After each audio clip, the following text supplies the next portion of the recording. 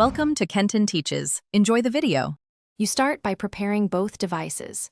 Install and sign into your VPN app on the phone because you will share that secure connection. This is faster than reconfiguring the router. Once done, enable the phone's hotspot or USB tethering. Make sure your carrier permits VPN traffic.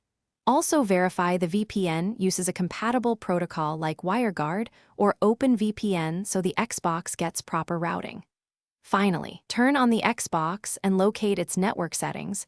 You'll need to connect to the phone next. Now you share the phone's VPN connection. First, activate the VPN app and confirm it shows a secure tunnel. This ensures traffic leaves through the VPN. Next, turn on the phone hotspot and secure it with WPA2 and a strong password. Then on the Xbox, connect to that Wi-Fi network. If you want lower latency and fewer routing problems, use USB tethering to the phone instead of Wi-Fi, and set a static IP on the Xbox when the network menu requires it. Finish by verifying the VPN is active for the Xbox.